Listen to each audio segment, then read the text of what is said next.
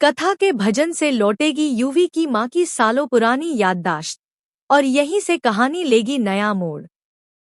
Serial कभी नीम कभी शहद के आने वाले ट्रैक में दर्शकों को मिलेगा एक जबरदस्त इमोशनल झटका जब युवी की माँ की सालों पुरानी याददाश्त लौट आएगी, वह भी कथा के भजन के जरिए। जी हाँ दोस्तों, कहानी अब उस मोड़ पर है जहाँ न सिर्फ रिश्तों की परतें खुलेंगी बल्कि बीते हुए दर्द भी सामने आएंगे। आने वाले ट्रैक में दिखाया जाएगा कि कैसे कथा को युवी की माँ के अतीत की सच्चाई का पता चलता है। उसे मालूम होता है कि युवी की माँ भी कभी अपने सपनों को पूरा करने के लिए घर से निकली थी, लेकिन समाज और परिवार ने उन्हें अपनाने के बजाय ठुकरा दिया।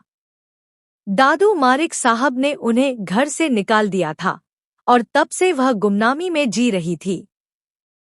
कथा उनकी खोज में लग जाती है और एक दिन उसे एक फोटो मिलती है जिसे देखते ही उसका दिल दहल उठता है।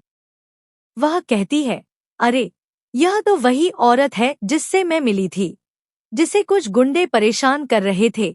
कथा समझ जाती है कि युवी की माँ की हालत सामान्य नहीं है। तभी उसे पता चलता है कि एक हादसे के बाद उनकी याददाश्त चली गई थी और अब वह एक ऐसी दुनिया में जी रही हैं जहां अतीत का कोई नामोनिशान नहीं है। लेकिन कथा हार मानने वालों में से नहीं। वह ठान लेती है कि चाहे कुछ भी हो जाए, जन्माष्टमी के दिन वह युवी को उसकी माँ से जरूर मिलवाएगी। इस वादे के साथ शुरू होती है कथा की जद्दोजहद। जन्माष्टमी की तैयारियां पूरे जोर शोर से चल रही हैं। घर में उत्सव का माहौल है, लेकिन कथा का ध्यान सिर्फ एक बात पर टिका है। कथा खुद सारे भजन गाने की जिम्मेदारी लेती है और कहती है, दही हांडी के बाद मैं महाराज जी को उनकी माँ से मिलवाकर रहूंगी। आने वाले ट्रैक में आप देखेंगे कि कथा युवी की माँ को घर लेकर आती है।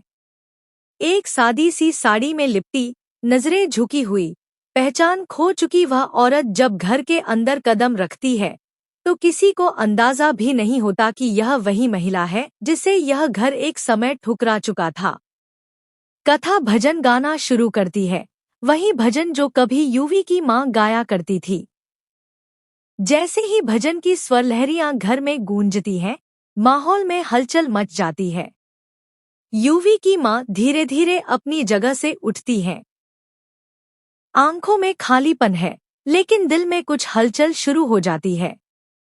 वो शब्द, वो राग, मानो किसी पुराने जख्म को छू रहे हों। युवी, जो इस पूरे आयोजन में मौजूद है, पहले तो गुस्से में आ जाता है। वह चिल्लाता है, कथा, तुम मेरी माँ का भजन क्यों गा रही हो?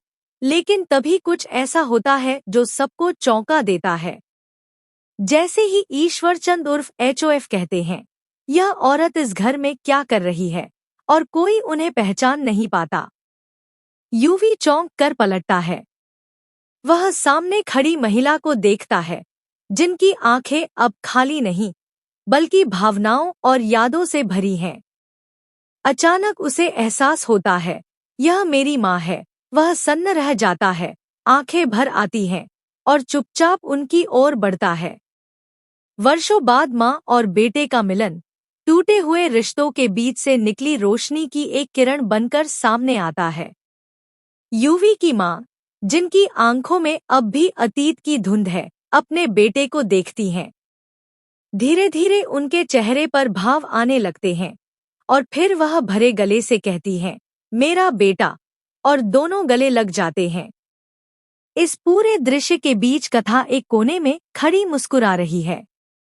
उसकी आंखों में संतोष है। उसने अपना वादा निभाया, एक बेटे को उसकी माँ से मिला दिया और एक माँ को उसकी खोई हुई पहचान